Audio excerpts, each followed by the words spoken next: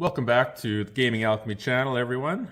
Today I'm going to be starting a new series called Get Ready for Game Night. So this is going to be a series where we're going to be doing that exact thing, preparing you for game night. So say your buddy, he just called you up and he's like, hey, come on over, it's game night. And you're like, okay, what game are we playing? And he's like, Nemesis. And you're like, oh, crap, I know nothing about Nemesis. I'm screwed.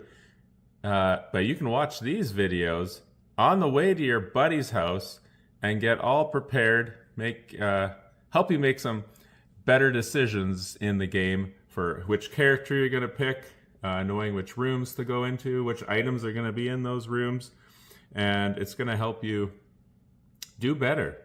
And that's what game night is all about, beating your friends. So join me as we look into Nemesis. And first things first, I wanted to go through all the different characters that you can be in the game. And I'm going to start with the ones I think are the weakest and move to the ones that I think are the strongest or more fun to play. And those are the ones you're going to want to pick. But this will help you when you have options to know how each character kind of plays, and which may determine which objective you pick at the start of the game too. So we're going to start with the psychologist. I should also mention that I am starting with all the characters from the Nemesis Aftermath expansion. So if you don't have that, or if your buddy doesn't have this, you can probably ignore this whole video altogether. You can watch a different section about just the original characters that came with the original game. But each character has some special cards and some special abilities, and the Aftermath expansion came with trait cards. And these are like special abilities that each character is going to have, and the Aftermath expansion came with trait cards for the original characters too, so I will go over those for the original characters just in case. But her trait is Shrink. When any character in your room performs a basic move action, you may discard an action card from your hand to perform a basic move action to the same room. You perform this movement before the other character rolls for noise. So that can be really handy. Moving from room to room, especially if there's a character in that room already, you don't have to roll for noise when you move to that room. But the psychologist isn't, to me, the most amazing, fun character to play. She's got a few okay cards. So these are her special cards I'll show you. Lend a Hand.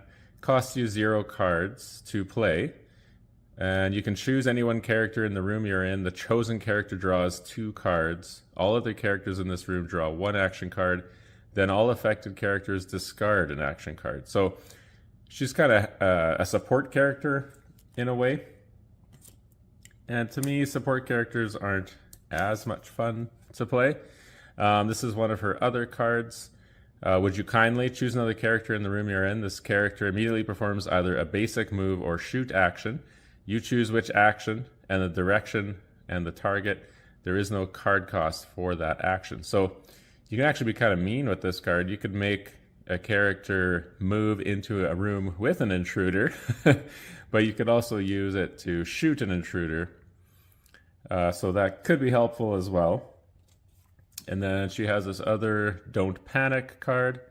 Play this card during a surprise attack against you or any other character in the room to ignore its effect. So that's just, nice, handy little card to have.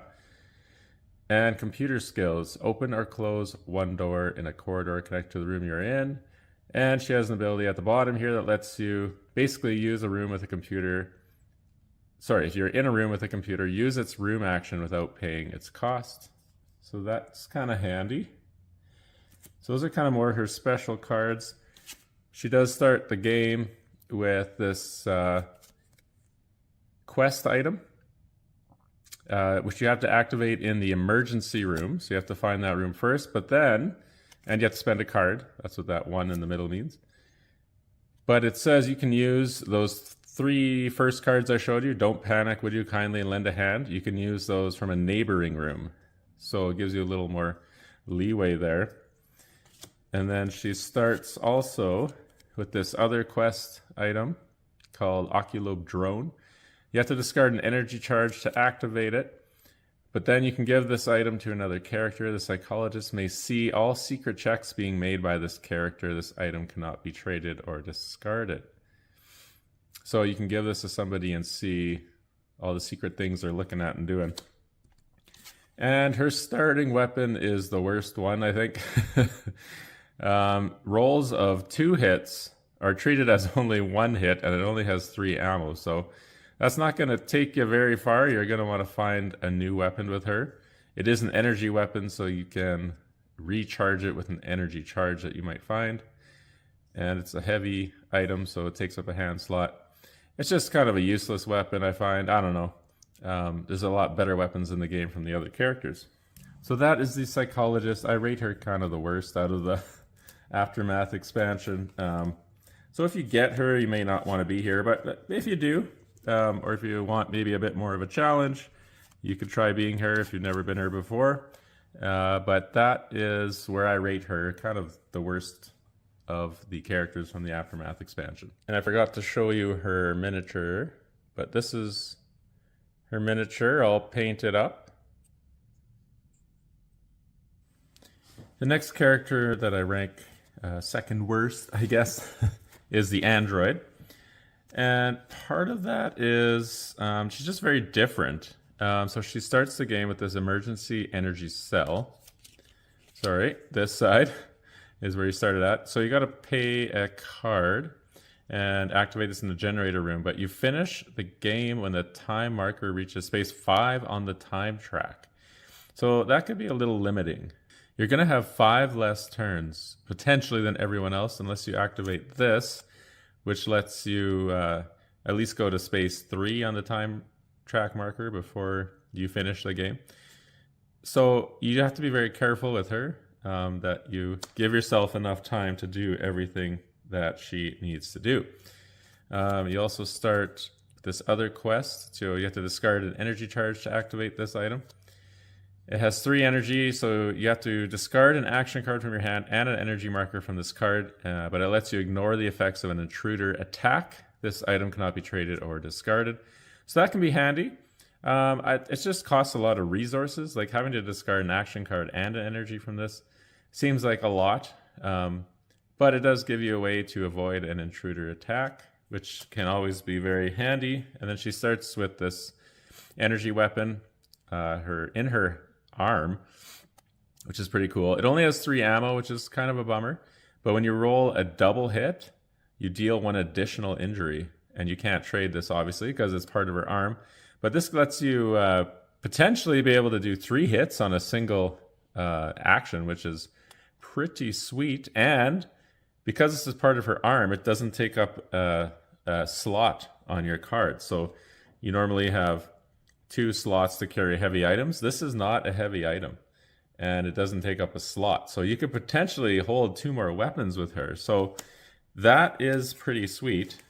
And then her cards that she has this efficiency card, so you can use a room action without paying its cost. The room has to be functioning, can't have a malfunction marker on it, obviously. Or you can choose and discard any number of cards from your hand to draw the same number of cards. So that can be handy to get what you want. The arm tablet, if you're in a room with a computer, you may check the coordinates.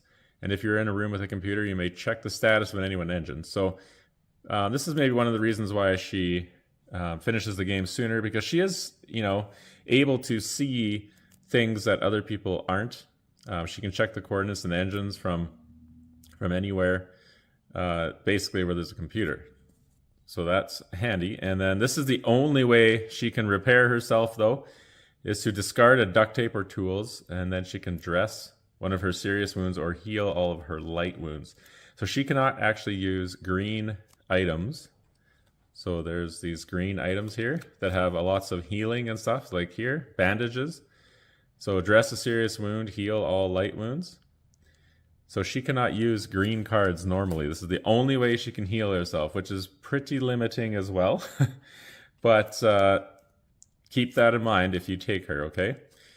If you're in a room with a computer, so this is direct access, you can check any undiscovered room and its exploration token. So you can see on the map It'll help you decide which direction you want to go easier, because you might be looking for a specific room. And if you're in a room with a computer, open or close any one door. And she also has this card, Computer Skills, like I talked about with the Psychologist.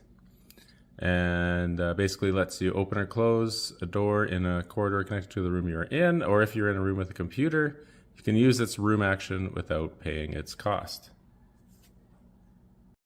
And she has a trait card called Synthetic. So after choosing the android, discard your personal objective and draw a second corporate objective. Your wounds can only be dressed healed by the self-repair card. You cannot use green items on yourself except clothes to get rid of slime. So there, it explains that. You can never have a larva on your character board though. Each time you draw a contamination card, you scan it. If it is infected, you suffer 1 light wound. Remove the contamination card afterward and draw an action card. So she is pretty powerful in that way. She can never have a larva on her character board, so she can never die from having a larva. So if you have a larva on your character board and then you have to have an effect that makes you get another larva, then you instantly die.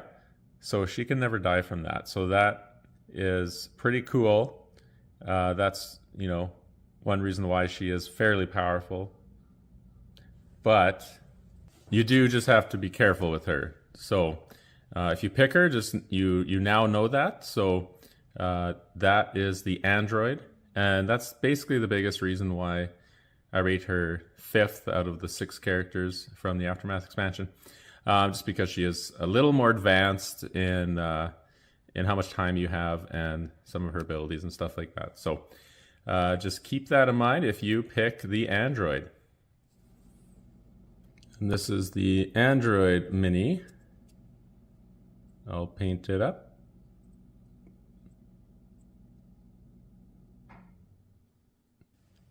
And the 4th best character, according to me, is the Convict.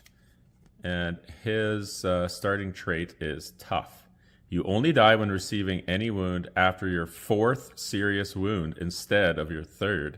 You can still be killed normally by intruder attack card effects. Okay, so he allows you, normally you can only get 3 serious wounds, and then any light wound after that kills you, or any serious wound.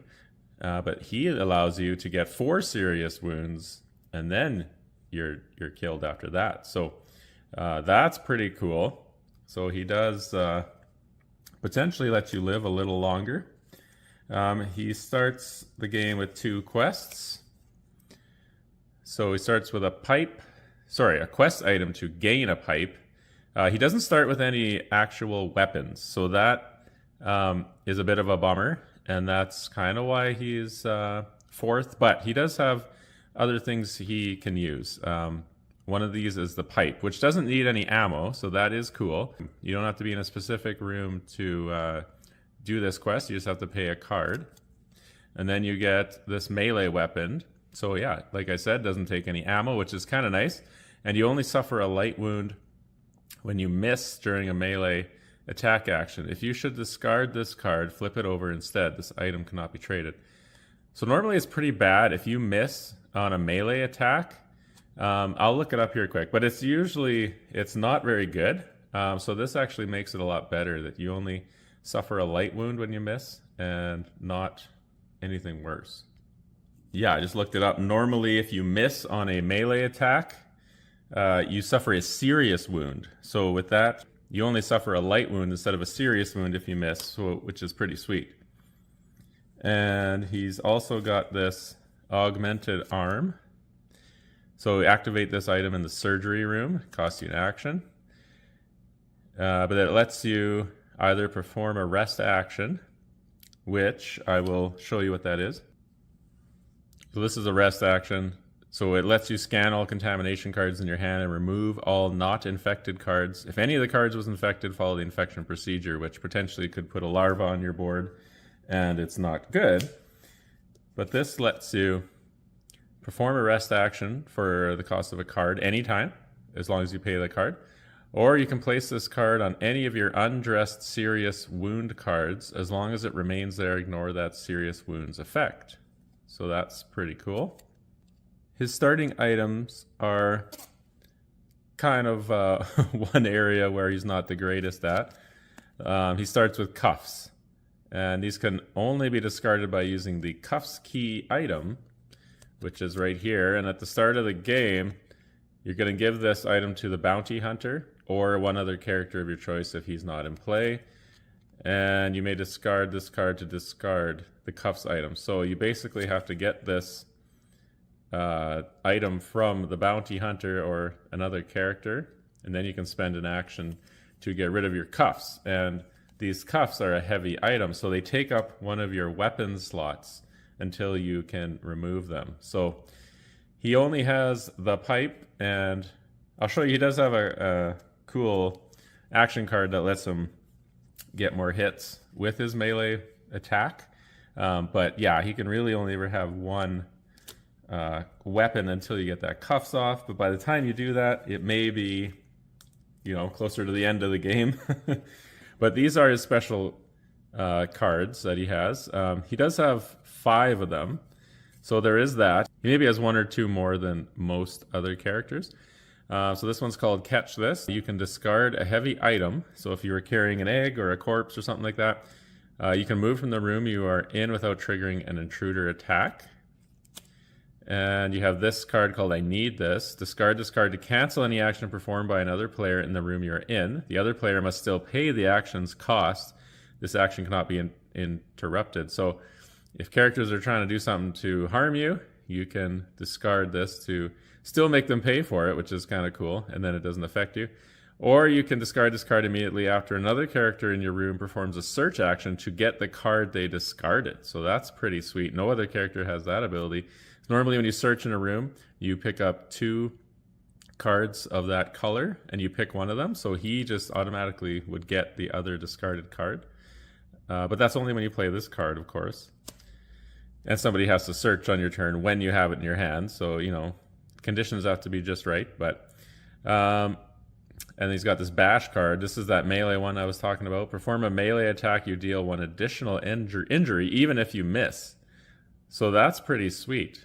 That's a really good card. And so yeah, he just offers a different kind of challenge because you probably aren't going to have weapons or very many. You're going to be doing a lot of melee attacks, but he does have ways to make those better. And he's got the short temper card. Use a room action without paying its cost, even if the room contains a malfunction token. Perform a noise roll in this room after that room action. So normally, if a room has one of these on it, it's broken and you can't use it until you repair it. But with this card, he lets you do that. But you do have to perform a noise roll in the room after. So just be aware of that. And the Opportunist costs you a card, another card to play.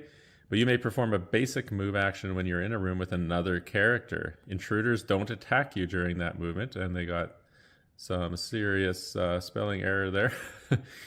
Erring that movement. Close the door in the corridor you move through. So, you know, he acts like a convict. It's pretty cool. He can just leave a guy hanging in a room and close the door with an intruder in it. So that is the Convict, who I rate 4th out of the 6 characters. And next we have the CEO, who has this little nurse bot that basically helps him move and walk around. It's really sweet. His trait card is called Unlimited Ambition, and he starts the game with a body serious wound because he's this frail old guy, so that's kind of how they balance that. As long as your robot has energy markers, this wound is considered as dressed. Before the game starts, check the corporate objectives of each player. So everyone has personal objectives and corporate objectives, and because he's like the boss of everything, he owns the Nemesis, he basically knows things that everyone else doesn't know or doesn't think he knows. So that's pretty thematically cool. So he does start with the robot, of course. It has 5 energy. And you have to discard an ammo or an injury marker each time you use a robot action. So the robot's going to have 5 energy on it. Each time you use one of these cards, you're going to have to discard one. Some of his actions are removed from the game permanently after each use. But he can be recharged by using an energy charge card. And I'll show you what those cards look like in a second. I'll show you his quest items first. So this one, you activate this item in the comms room. Actually, both his, you access them in the comms room. And you have to remove the other access codes from the game. So there's two that look exactly the same. So once you're in the comms room, spend a card. And this one lets you discard the coordinates card and choose a new one. So there's a coordinates card and it has to be set to Earth if you escape in the hibernatorium. Basically, it lets him change this and put a new one on there. But you can't do this after the time marker has reached any blue space. So once it's past 8, then you can't use this anymore. Or you can reduce the item counter by 1. Pick the chosen item from the deck matching the color of the room you're in. Reshuffle this deck afterwards. So you get to pick an item from whatever deck you want based on whichever room you're in. And if you're in a white room, you can pick from any of the decks because white rooms are kind of wild. So you could literally use this to pick a weapon item from the red deck and get an awesome weapon by using this card. So that's pretty awesome. And then his other one lets you remove an escape pod from the game. So other people can't escape as easily. And yeah, both these cost a card to play. Or you can repair or break an engine of your choice. So he can really screw with the game and what other people are planning, which makes him a lot of fun to play with. And these are his some of his special cards. So he has authority, so you could choose another character in the room you're in. The chosen character draws an action card and moves to the neighboring room of your choice. So that kind of helps, you know, you're giving somebody an extra action, but you can make them move into a room with an intruder if you really want. And then just one more thing, after you have passed, play this card. After any other player passes, draw an action card, perform an additional round. You have to pass afterward. I did read in the rule book, though, that if you're the last one to pass, then you can't do this. You have to do it before everyone else has passed. So, but as soon as someone has passed, you can do this. So that's kind of nice. You can draw another action card and do another round. And then he also has this computer skills card that the psychologist and the android have that lets you use a room with a computer without paying its costs and to open and close a door in a corridor that you are in. And then he's also got, one thing I wanted to mention too, is he only has one search card. So that's my biggest knock against the CEO. It is going to be really hard to get the items you need, but he does have this other card that I told you about. So you can actually use it to pick any item you want, but you can only do that once. So yeah, searching with him is going to be a bit tricky. But these are the robot cards I was telling you about. So they have this robot symbol on them. And so these ones you don't have to throw away permanently. I'll show you those in a bit. But yeah, this one lets you destroy a closed door in a corridor in the room you're in. Or you can place a malfunction marker in the room you're in.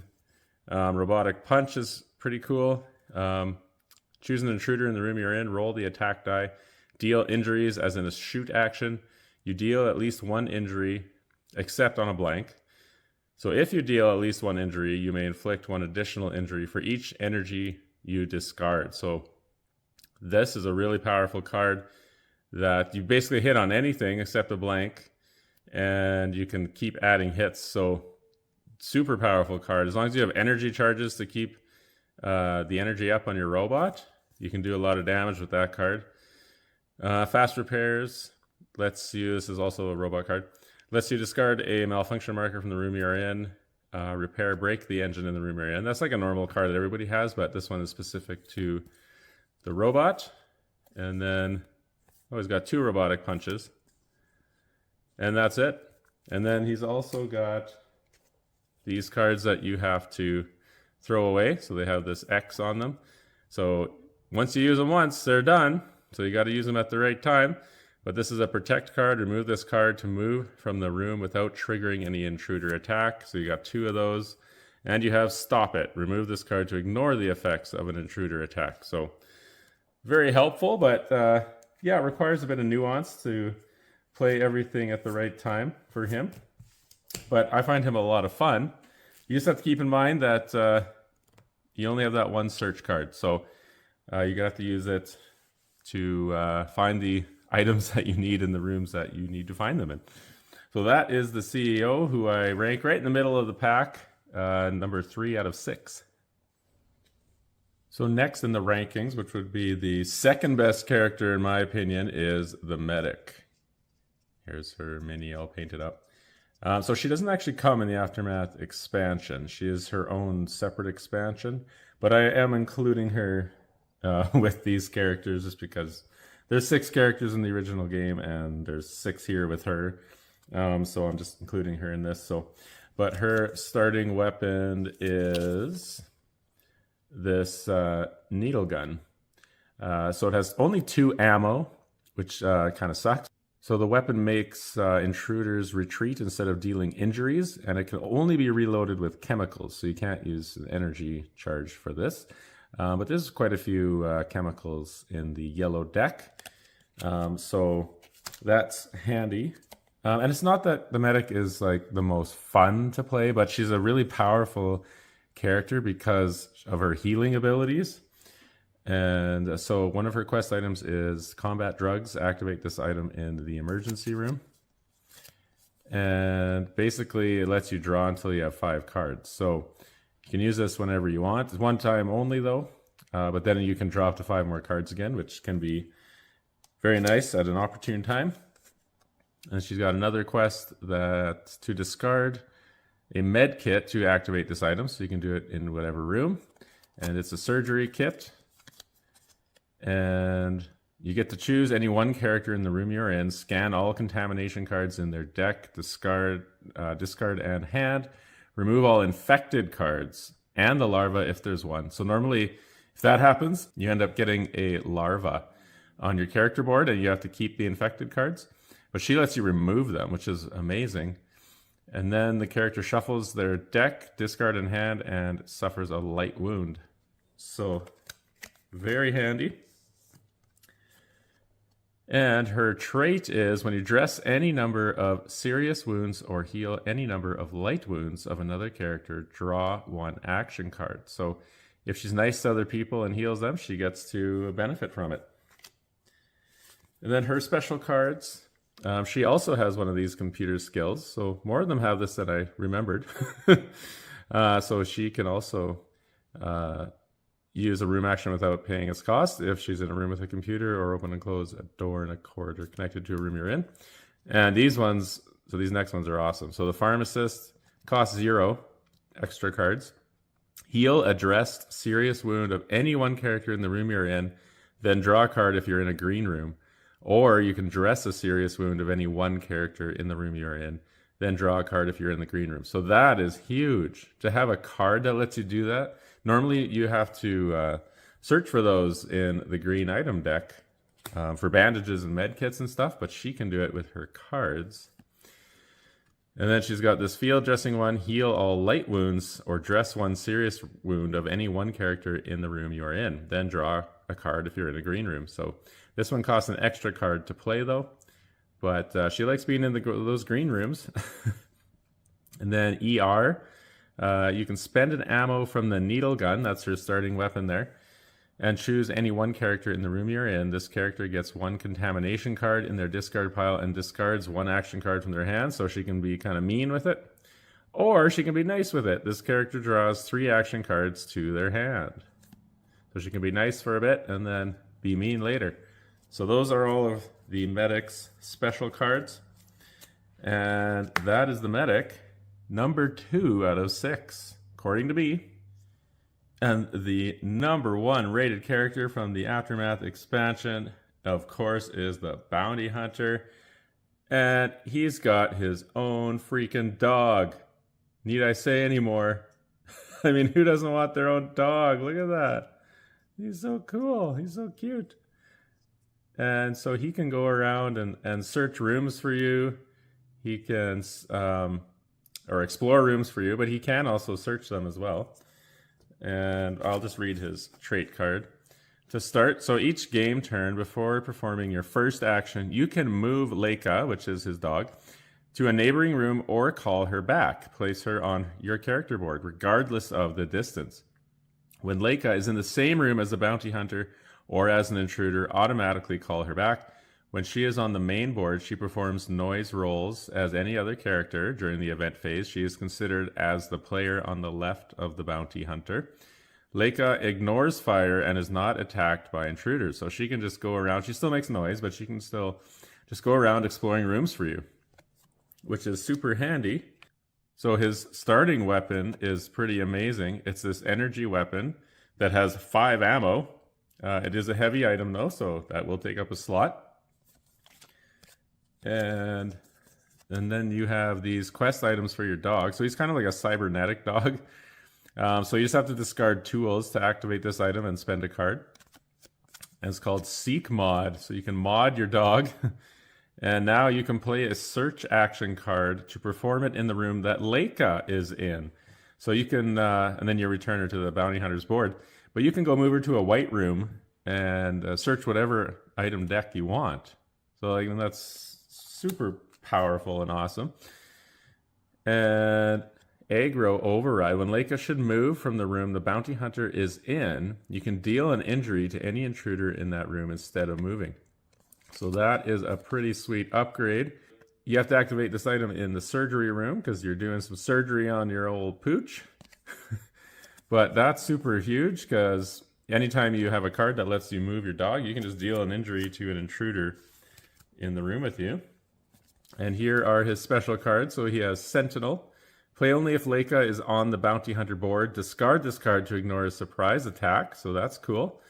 Or you can discard this card when an intruder attack would kill you. And you can discard Leica. So Leica sacrifices himself for you so that you can continue to live. So you have to get rid of his trait card and miniature. But you get to ignore that intruder attack and you don't die. And then taking aim, you can perform a shoot action with your energy weapon, and then you can re-roll the first result on the combat die. It costs 0 extra cards to do that as well. Same with this one. And this is Go Girl.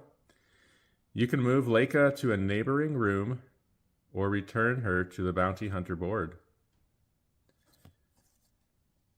And tactical move. Spend 1 ammo from any of your weapons. Move your character and an intruder in the room you're in to any neighboring room without performing a noise roll. You do not trigger any intruder attacks. So that can be very handy if there is another character in your room with you that's about to die. You can move that intruder out and have him follow you, and you don't get any repercussions for that, which is pretty sweet. And those are all his special cards. And yeah, I find him the most fun to play with too. And he is pretty powerful as well. And yeah, it's just so awesome having this little dog with you. And no other character has a dog. So he was going to be number 1, of course. But so that is the Aftermath expansion characters ranked. Hopefully that helps you on your journey to game night tonight. And thank you for watching that video. Hopefully you enjoyed it and hopefully it was helpful. And like and subscribe as usual. And we will see you on the next video. Bye for now.